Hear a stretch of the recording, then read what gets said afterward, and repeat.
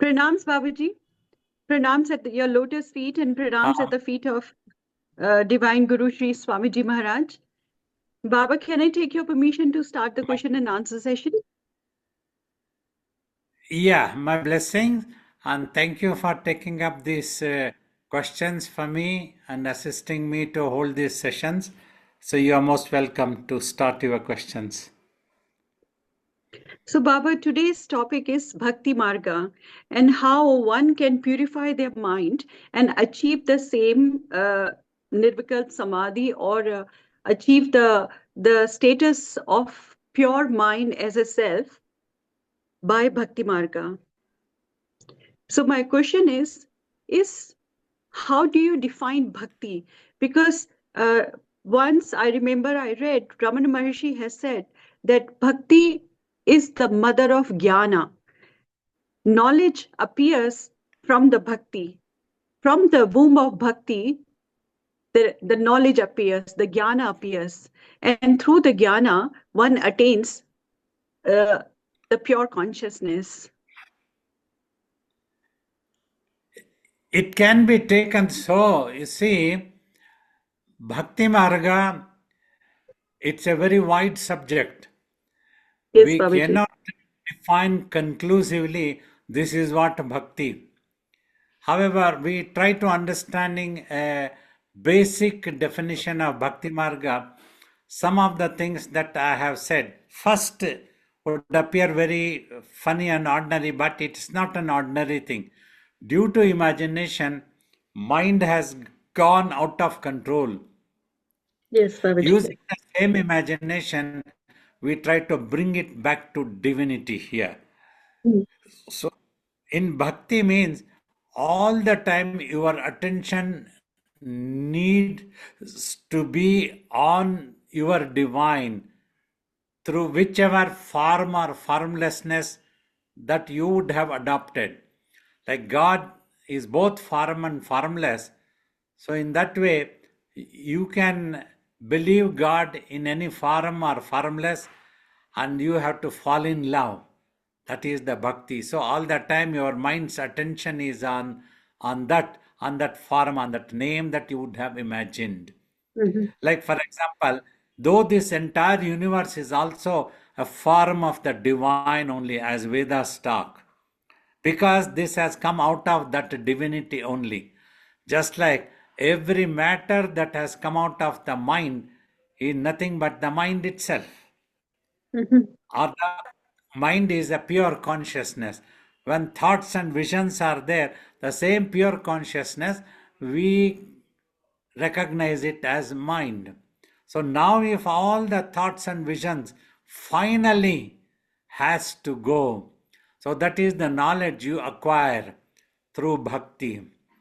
And then the jnana comes, and when you become quiet, you realize the form to that which you have become attached as your divinity, and the actual that same divine is much beyond, is boundless. Just like for another example, you would have measured the space, that space is 100 feet, and Mm. you fall in love with the space, and you start loving that space. All the time you are obsessed with that space through reverence, through love, through care, through attention, all these things. And then eventually, as you go on, you realize the same space is all pervaded. That means it is boundless. It's much more beyond what you can visualize. Thus, you achieve that jnana also. Then finally, your mind becomes quiet. It surrenders. When it surrenders means it quiet. Surrender and becoming quiet both are same actually. So that's when you achieve the pure consciousness.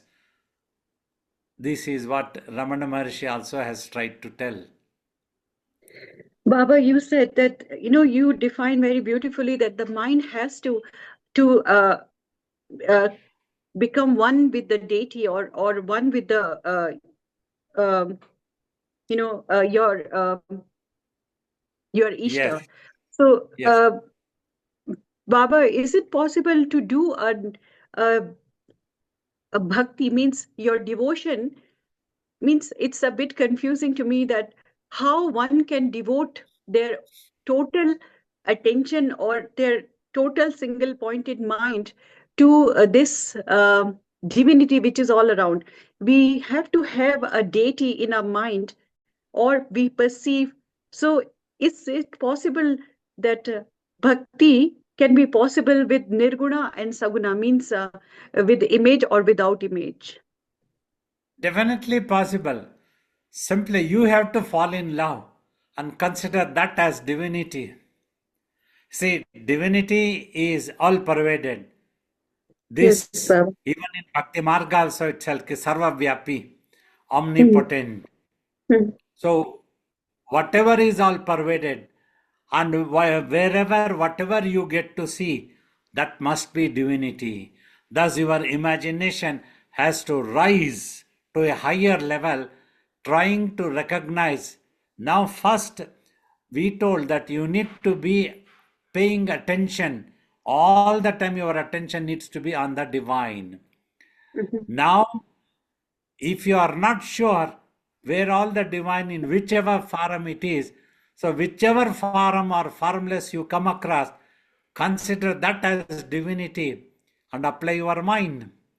When you get to see the space, that space also you consider it as divinity, because through a logic science anyway also you say, if the divine is all pervaded, so that means, other than the divinity, nothing else can exist at all. That means, whatever, whichever is existing appears to you is all divine. Thus, that is the knowledge Ramana Maharshi talks. Thus, you Mm. realize everything that is there is simply divinity. That is the height of bhakti. Mm. Slowly. And gradually, if you are in the Bhakti Marga, in your consciousness, you as Ambaji also will disappear. Only the Mhm. deity that you perceive will be there. Like I keep telling, for Mirabai, only Krishna was there everywhere, in everything. Whatever she came across, it was Krishna. For her, even Mira did not exist in her consciousness. So Yes, that is Baba. the height of Bhakti Marga. That's how you achieve knowledge, and finally, your consciousness becomes pure only when you see divinity everywhere. So, Baba, that's a very beautiful explanation because uh, I always thought that the bhakti has to be uh, to your deity, means you have to perceive one deity or you have to adopt one Ishta. It could be your guru or any other deity, like um, to some people it's Rama, to some Krishna, to some it's Devi. So, I always thought that your bhakti has to be onto the one deity or one person you consider your guru and you have to focus on to. But without any deity also, is it possible that one has a pure devotion towards the divinity? Yes, you have to consider, because form and formless both are our imaginations, whereas the divinity is beyond all imaginations. You cannot limit it to either a form or formless. Everything is it is. That's what you have to reach, that height of divine, that height of bhakti. Means you are fond of one deity. That means Mhm. that is a limited form of the divine. So let's say an idol or a photo or any such thing that you can imagine. But slowly, if your devotion starts getting elevated, that means your consciousness expands and you will see your own deity everywhere. See, Swamiji, physically he disappeared, but for me he is everywhere. That means whatever I get to see, I see my Swamiji only in that. Hmm. It might be funny for many people. For you, this might be a laptop or a surface or a iPad, something. But for me, is Swamiji seeing Swamiji. So that is the love. Everything you will see, one person falls in love with a girl. He will, any woman, anybody gets to see, he will go into that Brahma, it is called in the beginning. He will get to see only that girl because he has fallen in love. That is the love, unconditional. Here it is the purity of love, height of love. You see your deity everywhere. Because if you try to see deity in only in that one particular form, you are limiting. You don't want to recognize your deity, though which is all pervaded in any other thing. You want to recognize only in that. That means you are limiting. So many times after my tapas, a couple of people used to approach me. So why don't you come and meet our guru like this? I simply said, why do you want to limit your guru to that particular place or that particular forum only? I see my guru everywhere. So I don't have to go to particular place to see my guru. Like even I don't have to go to birthplace of my guru's body or the samadhi place of my guru's body or any such thing. Everywhere I see him only. Or in other words, whatever I see him only. See, everywhere I see him, or whatever I see him only.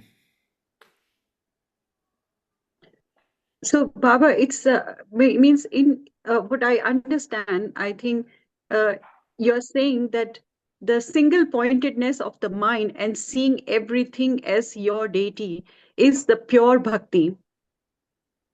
Yes.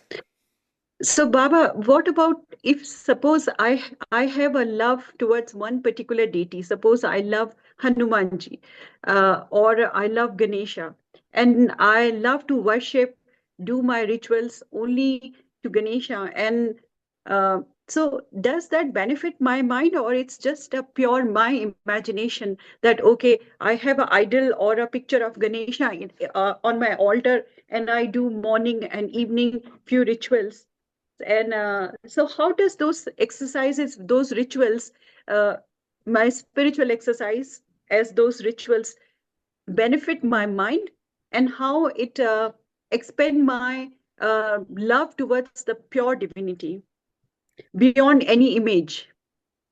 That benefit depends on the purity of your love. Mhm. You don't love the simply external body, whether it is a human body or a stone idol, you don't love that much. For you in your bhava, the same thing will appear to you. If you are doing abhishekam on the idol on which you are doing the abhishekam, from the material that which you are doing abhishekam, all those people who are standing there and watching the abhishekam, and all other nature, every matter, everything should appear to you as your own deity. That is how you gradually get elevated. That means if your love is pure, automatically it will take you, you will not see anything else other than that in your Baba, consciousness. If you are seeing other things also, that means your devotion is still limited. It has not expanded. Consciousness has not expanded. It is still very narrow. So that means your concentration is not in purity. Means when you concentrate, you don't imagine about anything. That's what exactly in the meditation also we give the technique. Just keep watching in between eyebrows and don't repeat anything. Don't imagine anything. This is the directly attention to the divinity. The same thing you can achieve through devotional path also. If only you really fall in love with your deity and your mind gets engulfed with that deity everywhere you get to see, every time you get to see, wherever you are. You might be 100 kilometers away from your deity, but you get to see your deity. Just like one thing, explaining this, Swamiji used to tell, Sri Krishna After spending his early childhood, etc., in Gokulam, then he came out to Mathura, killed Kamsa, then got educated, then was busy with his mission work, helping Pandavas to establish Dharma, etc., etc. It was all going on. In the end, his dear attendant Uddalaka, he tells Krishna, you are very unfair to those gopikas of Gokulam who loved you so much. Radha loved you so much all the time, but you totally forgot them.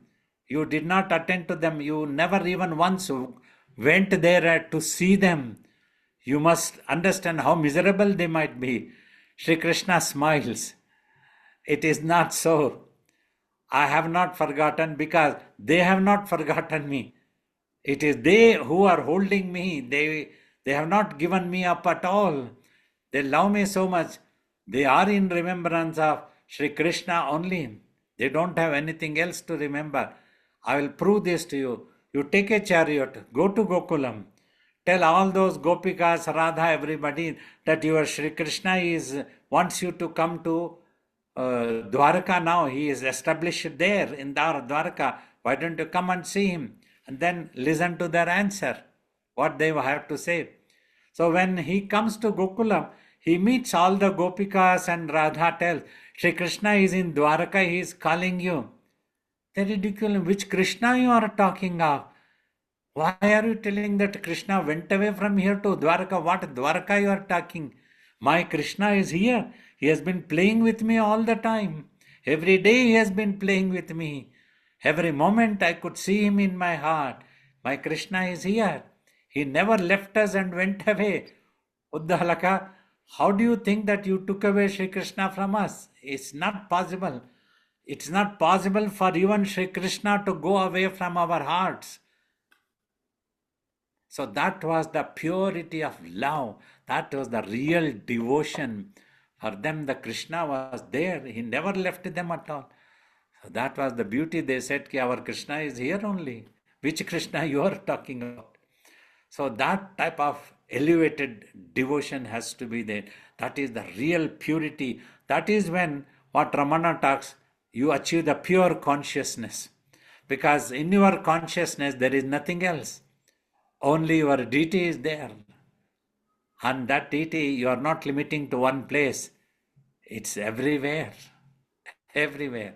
So that is the devotion's highest point of the devotion through which you achieve pure consciousness. Once your consciousness is pure, automatically your consciousness merges with the divine. It will become a yogi and it will just wait for the body to get dropped and it merges finally. So that's what a yogi also does. So, in my opinion, Bhakti Marga, Jnana Marga, Dhyana Marga are all not different. They are all one and same. Simply different terminologies. You begin with a different type of way of worshipping or remembering. But many people, if they stop to the lower level itself, they will never achieve the purity of consciousness. That means they are attached only to the body or to the outside form. That is what it is. But if you really love everything, it will be you. It is the deity who, if I show you anything, yeah, it is my deity, my guru, it's my Lord. Yeah, it is my Swamiji who is here, and every time he is always with me, guiding me, he is looking after me. So it is his wishes. He wants to slap me sometimes. He wants to kiss on my forehead. It's up to him. It's he who plays. It's one single self that is playing. So that knowledge also comes. Thank you, Baba. But Baba, what you are saying, it's very beautiful, and I can understand that the total one, your deity disappears in the form, and the divinity which exists everywhere is ultimately that supreme consciousness become your subject to worship or subject to follow. So Baba, but what happened, what you're talking is the pure it's non-duality, means where the existence of your own self totally vanishes, and only the divinity which exists as your deity exists. So what is Baba when your deity and you are in the duality?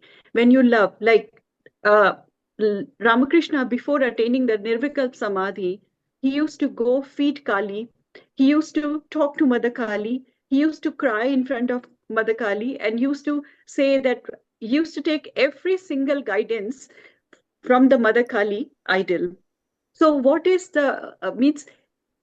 Is it good that when you perceive your deity, when you are in duality and you perceive your deity as a higher than you, does it help the mind, or it's a process? It's also a process going towards the ultimate.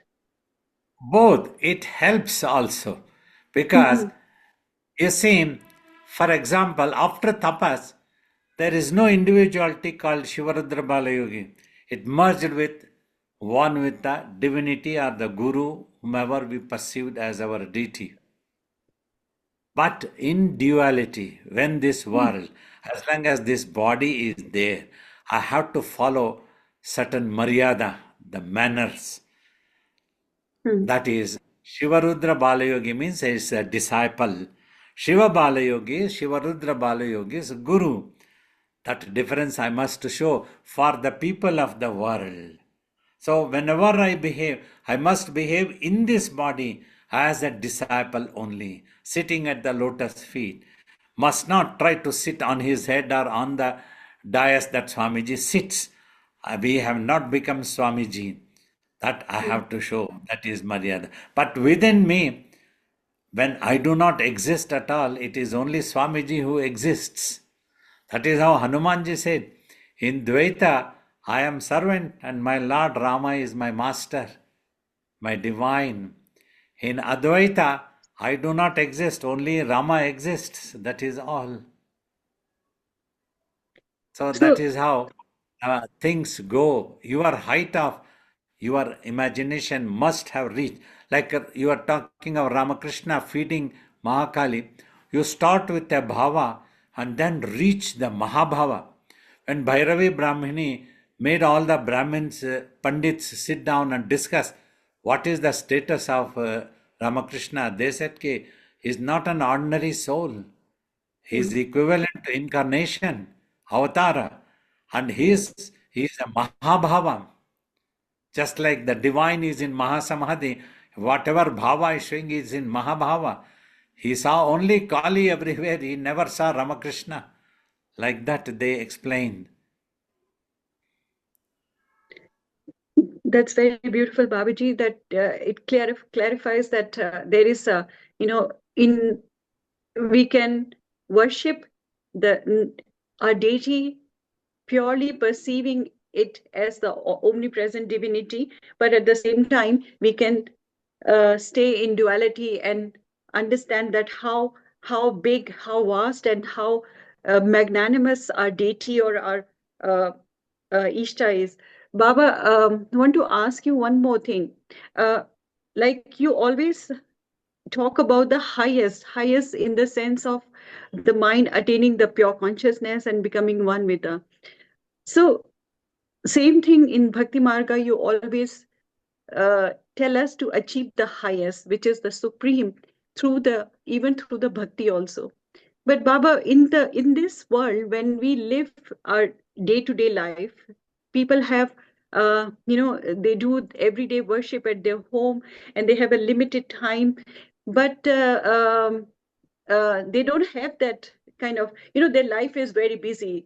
Like every day, a simple householder's life is very busy, and they can't live their life in this bhava of their deity everywhere, but they want to worship their deity every morning or every evening. They want to perform such certain rituals. So where does this take us? Is this just simple ritual or simple exercise, or does it really benefit our everyday rituals, like small offering flowers, offering incense, or lighting a diya, or offering some food to our deity? Does it purifies mind, or it's just a simple ritual that ultimately we have to perceive to to the divinity as the all-pervading.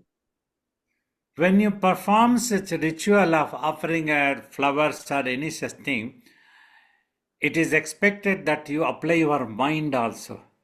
That is when your worship will reach your God. That's what I have always emphasized. Whenever I have got a chance to address people in temples, places of worship like that, this is what I have told. It's wonderful that you all come to the place of worship. Temple has a special place. It has a special manifestation of the divinity. But when you do some puja or when you get to see a puja is being performed, take care that your mind is there, concentrated. Just watch that. If an abhishekam is going on, watch that.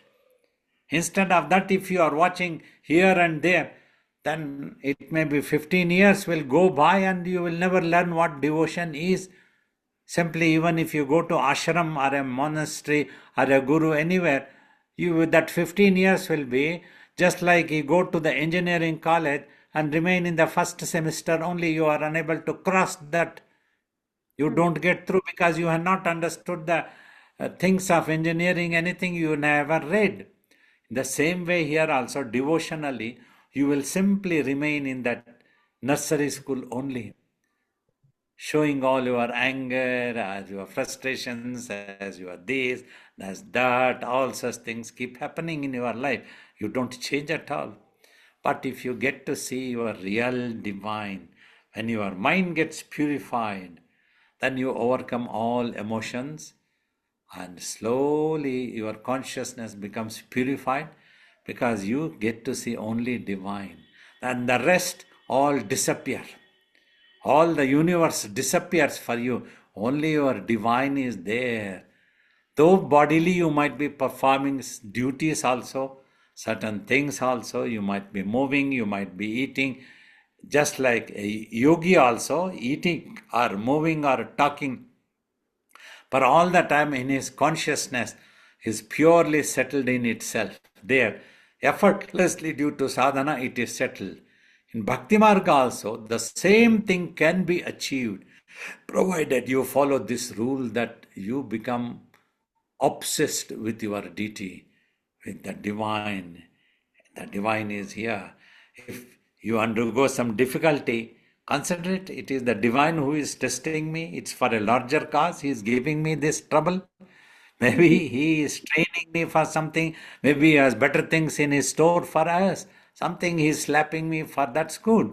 Like when Swamiji was alive, sometimes he used to be very lovingly, smilingly talking, feeding us, playing this, singing, everything. Sometimes he used to be so furious it would appear. The next moment he is going to kill us and he will throw us away.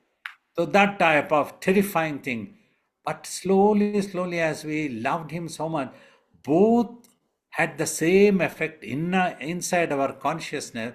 That's when I remained composed. Once he started scolding, afterwards it was up to him. He could have gone scolding for 1 hour, 2 hours.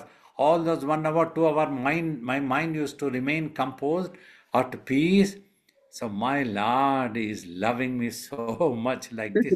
Any dear ones, you see, if the dear friends or dear siblings in a family like that, when they talk also, it appears as if they are talking very rudely, very ferociously like that. But inside, they all love each other. So that's the beauty of a family. Family means it has to be like that. From outside, it appears you keep fighting for every smaller thing, but it is the love everywhere. Wherever there is a pure love is, the relationship will never get broken. In the same way, you really love your master, your guru, the relationship will never get broken. It will be the same what you would have had 20 years ago, 10 years ago, whether something good happened to you or bad happened to you. It will become a question of your self-respect. If you don't love your master, that means you are not ripe at all in your devotion to the master and you never loved your master really. Though you spoke, if you really loved, it will never diminish. Come what may be, this world, anything may happen. Tomorrow, this universe may disappear. The earth might get broken. Anything can happen. But your love for your master, it is the same. Babaji, here I want to ask one more thing that uh, here, what you are talking again, you take us again and again to the same place where it's your master or your deity exists and you don't exist. The same non-duality you take us. I want to ask one much lesser or worldly question. Sometimes when we worship the deity, we have expectations also in our mind. Suppose I am worshiping um Saraswati, so I want knowledge, and I am specifically worshiping Ganesha to remove all the obstacles in my life. And then I am worshipping uh, Mother Kali to remove all the kind of bad things from my life. So does these things brings benefit in our worldly life also, our everyday day-to-day life, that whatever the form we worship with, we get to see the same results? Because I remember somewhere in Bhagavad Gita also Bhagwan Krishna has said, you will attain in the way you worship me, you same way you will get the results also. So does onto this worldly plane, do we get to uh, get the same result, the deity we worship, or it's just again our personal imagination, or the mind is it's the whole technique behind is our own mind? Now, what you need to understand, what I would like to teach people is devotion. There is no harm if you want to pray for these things in the beginning.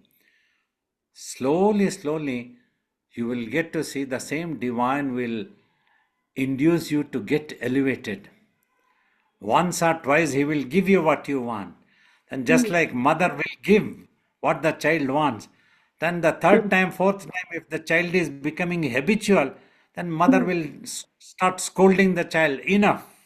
Whatever I have to give, I have given you enough. Now you learn to grow up. You are not going to stay there. The same way in the devotion also, the guru, if a real yogi is a guru, that is the most fortunate for anybody to obtain a yogi as a guru. He will not simply pamper all the time. He will pamper in the beginning, then he will become a little tough, then he will pamper, then he will become a tough. Like that, he will try to elevate the devotee also.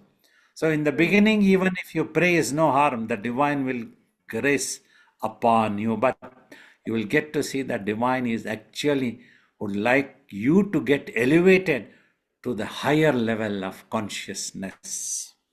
Because all the time you want chocolate, you are given a chocolate. You want chocolate, you are given a chocolate.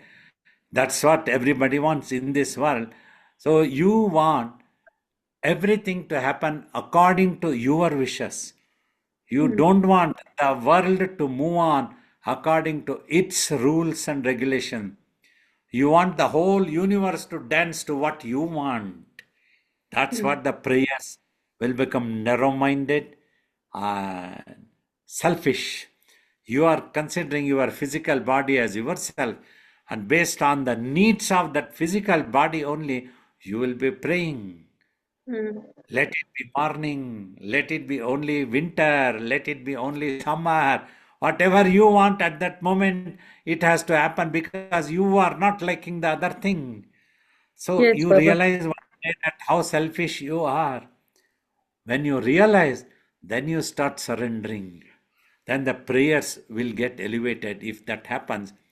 Ki, I want this, my Lord, but let it happen according to your wishes. But please inspire my wisdom.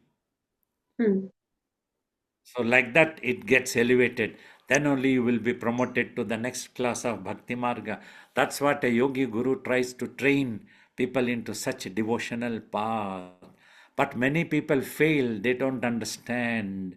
They will start thinking, okay, we thought that Babaji will give us this thing, But in spite of that, the Babaji did not help this thing to happen. So Babaji has no powers. His Guru has not given him any powers. So it's useless worshipping him, is useless going to him, considering him as a Guru. They fall out. So who is the loser? Babaji has nothing to lose. He has achieved, his Guru has given him, the devotion is always there. Whether Baba Swamiji will take away all my attendants, all my people serving me, everybody who is attending on and helping me, my mission work, I will not give up loving my master. It's no problem. So you are testing. Master has to fail. I must not get failed.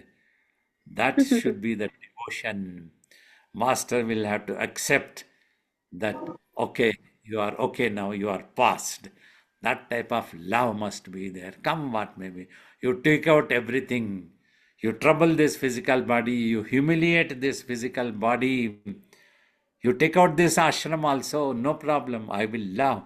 But you cannot make me not to love you.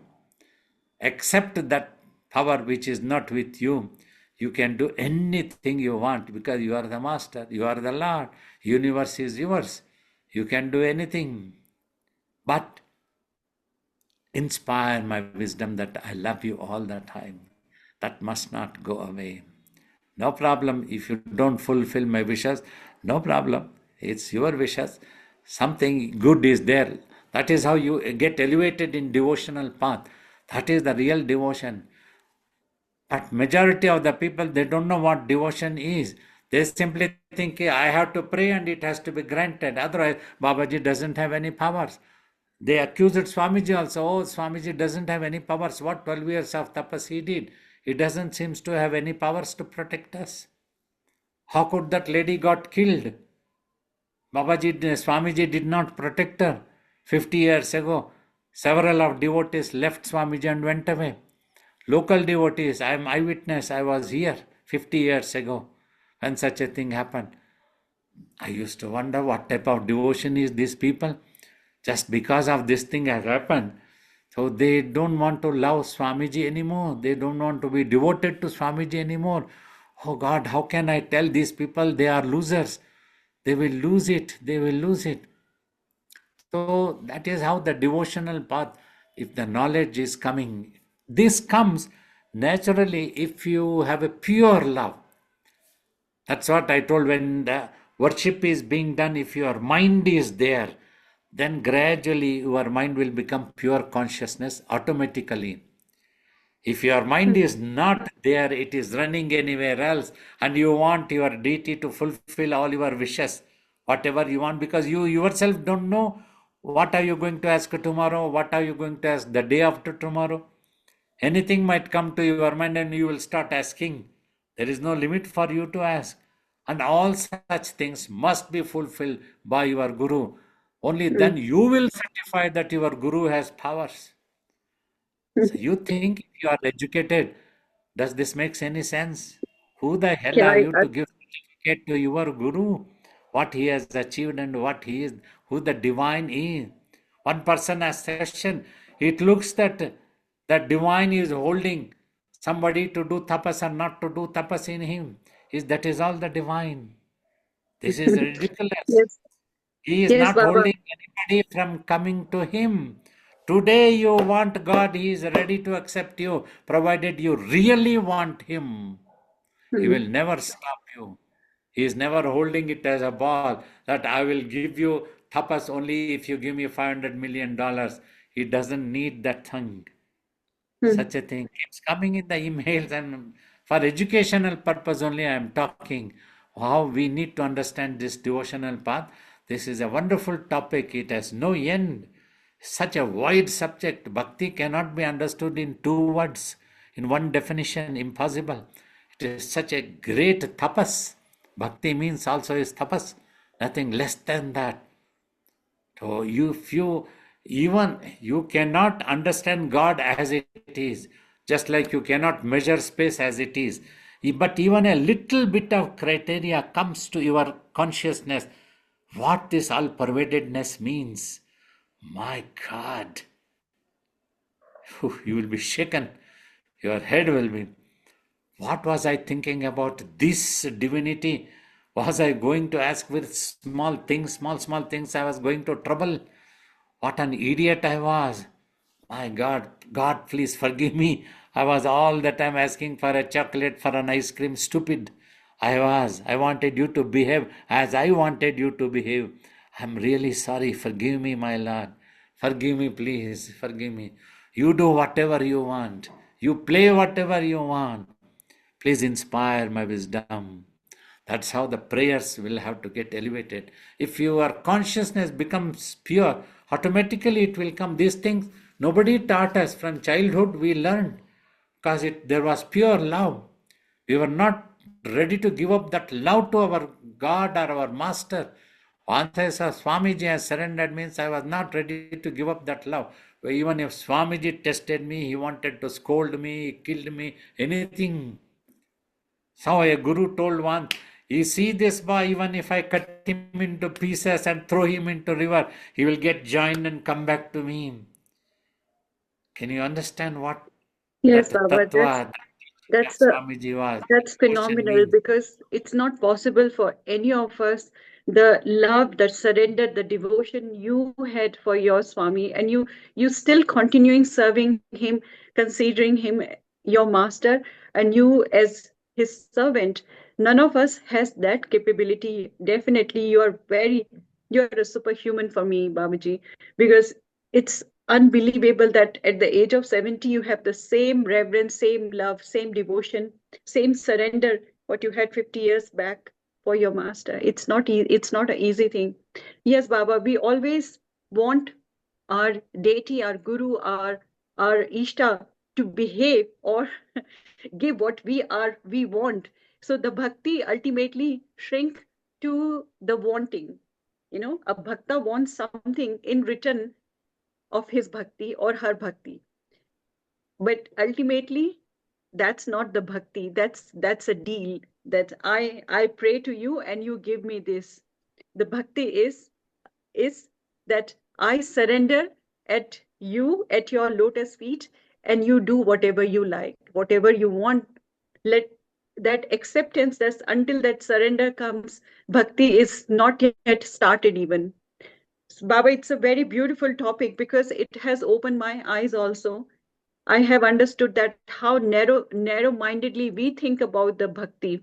Actually, the bhakti is nothing else but the pure jnana, the pure surrender towards the divinity. So my questions ends here, Babaji. I take your permission. Shall we open it to the people? Yeah, If there are for about questions. 15 minutes, we can take some questions if people have on this topic. And remember, if the question is intelligent, an intelligent answer will come. Depends on the question. Pranams, Babaji. Babaji, when you were describing that the level of prayers also elevate gradually from one part of devotion to another, there seems to be a stages in the spiritual path. Is there a way that Babaji could describe how these levels of stages come? Like, what are these stages, the changes? See, these changes come as your consciousness becomes pure. This power is in your own consciousness. Then that guidance will come from within the divinity. So your effort should be to purify your consciousness. That purification happens the beginning itself if your love is sincere, if your love to your master is sincere. Even after 20 years, you will have the same attachment to your master. Not that you came for a little bit of cricket and then you disappear. You don't even remember your master. It's not like that. So if that is there, if that love was the sincere, if that attachment had developed within you, if you have understood, then automatically your mind starts giving up all other type of definitions. It means it will lose its ego and narrow-mindedness. It will not try to measure or weigh the guru. It will not try to understand the guru. because these things are limiting the Guru. It is like trying to measure the space, or trying to weigh the space, or trying to understand the space. Same thing, you are going to limit it. You can never do that one possible. Like that, when you start, slowly your mind gets purified. As it purifies, this knowledge comes within and you get elevated. Your attachment to the master grows, grows and grows. One day it will make you to merge with your master one day. That is the stages. You can name if you want to. We have to give some names for it, the stages, because it naturally happened to us. I never thought of any names for any stages. Simply the method is this one. If it's your, since devotion is sincere, it is not just for a bodily urge or outside benefit that you want to be a VIP with your master, or you just want to attend to your master's physical and nothing else. You don't want to bother, you don't want to see your master anywhere else. So these are not the elevated devotion. That's where you need to be sincere. Then the consciousness becomes purified. And in that stages, you get elevated. So, Babaji, just in conclusion, the starting can be very small, that let's say I want to be in presence of Babaji, but then eventually with every passing test or every passing practice, it evolves into more purer and purer consciousness and more purer devotion. Like if I am very open to that. Exactly. Yes. Thank you, Babaji. Pranam Babaji. Yes. With bhakti and jhana, how do they support each other? If my jhana practice gets stronger, then will the bhakti get stronger also, and vice versa? If the bhakti is, I'm practicing the bhakti and that gets stronger, will the jhana also get stronger? Exactly. They go parallelly. From both ways, the purification happens. In the dhyana also, the purification of the mind starts happening if you follow the right technique and just watch in between eyebrows. So when you are watching means, I have repeatedly tried to explain, you are not analyzing anything, you are not making any judgments at all. You are just watching, keep quiet. This is the thing. In devotional bhakti marga also, as you fall in love, and then things start happening in your life. Some may be good, some may appear bad, some may be according to your wishes, some may not be according to your wishes. In all times, if you continue to love the master, if you just worship in the same way, not today I am offering 10 flowers, tomorrow because my wishes were not fulfilled, I will offer only 2 flowers. It should not be like that, calculative. Unconditional surrender. Whether you give me anything or not, I am going to offer these flowers to you. Whether you are going to love me or not, I am going to love you. So like that, when you do that one, the consciousness becomes purified. It becomes quiet because there won't be any analyzations, judgments. Then all the thoughts and visions disappear. The same thing you are trying to achieve in meditation also. So they both go parallelly. They both can give you the same results, provided you follow the rules and techniques. If in the example of when something in my life happens that I'm not wanting to happen, and if I'm practicing acceptance, would that be a form of bhakti? Yes. Thank you, Babaji. Welcome. Thank you, Babaji. I have a very Yeah. basic question, Babaji. Yes. We talk about love, and it appears that love is the base of bhakti. But I often wonder, is everyone capable of feeling that love? I think, yes, love is basic, but as individuals, can everyone feel that love? Can that feeling be come to anybody and everybody? Not necessary, may not be. That's why everybody may not become a champion. When it comes to the championship round, one or two will remain. So that's what is the important criteria. Whether you meditate, whether you are on the devotional path, a rule is rule. You need to fall in love. That will sustain you. That will take care of you, because life is a mixture. You will see good and bad, right and wrong, things happening according to you or not according to you will be there. If you are allowing your consciousness to jump according to the happenings of the world, then it will not be stabilized in devotion at all. But if you love, that love can overlook everything that needs to be achieved. Those who are unable to love like that, they fail in the Bhakti Marga. That's what I have seen to my observations also. May not be possible for everyone, but still we try to teach. See if you can bring out your love. The love comes, and it should become a self-respect. You love your deity because for sake of love you want to love, and you don't get to see anything else for that love. Okay, that makes sense. So then, if I don't have a deity in life, let's say I'm not able to have that, like love, unconditional love and devotion. So I'm not following the bhakti mark, but then the technique that you tell, like the formless, where just like focusing and looking between your eyes, your sight and your focus.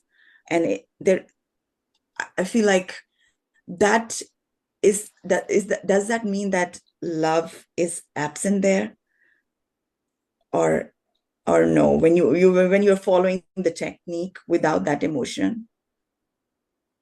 You would have, it is a technique through which you try to transcend all the emotions there.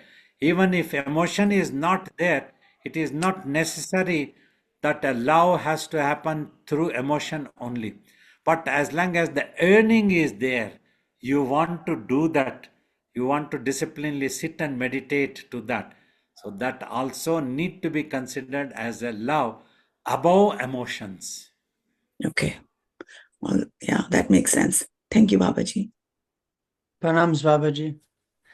Yes. So this is just a little bit of expansion on one of Ambaji's questions.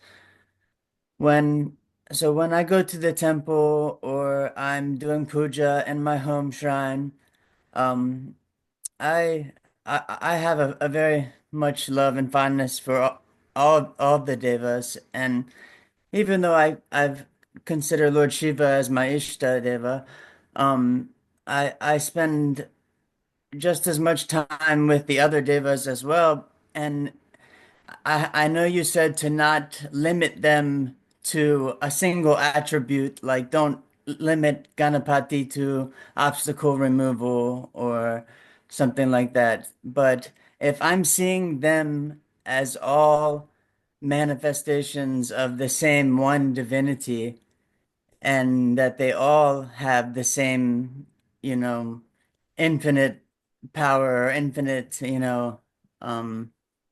what divinity, is it still okay to let, like, say when I'm feeling the need for extra strength, I will sit more time with Hanuman or focus more attention with Hanuman, or if I am facing a hard obstacle, I'll sit more with Ganapati and focus my attention more on him. Is that okay? Yes, yes. As long as the inside consciousness is aware that all the same infinity, from outside, if you remember with that name or with that any chant you would have learned, is no harm. It is same effect it will have. Yes, okay. So just like with Swamiji and Babaji and all the devas, I see that all of the same Yes, manifestation of one. So exactly, same. thank you, Babaji. Thank you, Babaji. Ram Ram.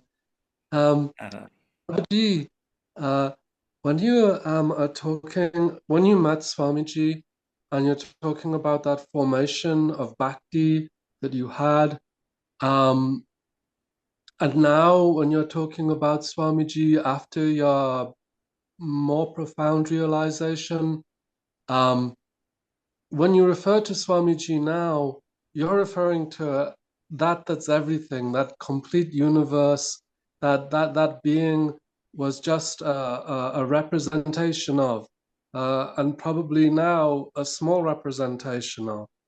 So the difference of the bhakti at the beginning to the bhakti now, it's something very, very different, or is there somehow, what is the link? The beginning was on seeing that body which was holding Swamiji, through which he did tapas, that falling in love with that. Then gradually it got elevated, trying to see that everywhere, in everything, as everything. So this thing started coming in. And as we tried to understand Yoga Vasistha also, then the love also increased. The more Swamiji tried to test us with his different attitudes, different behaviors, whether he did this, did that. So that love was there that sustained us. So thus that love also got elevated slowly. So it started saying from everywhere, if through this body, when he is behaving like this, if I can keep quiet, accept it as Swamiji's love, so everywhere through other means also, whatever is happening in my life, that is also Swamiji.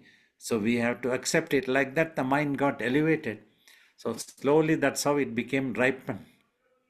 Today's it is totally different. Is after tapas, it has reached the final height of merging with that one self. And when Babaji is talking about Ramakrishna, when Babaji is talking about Kali, all this universe of great beings, great energies, all of that is just Swamiji to you.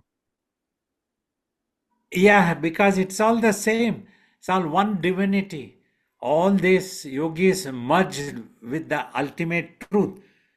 It is not two truth. Means where Ramakrishna merged is not a different entity, where Swamiji merged is not a different entity.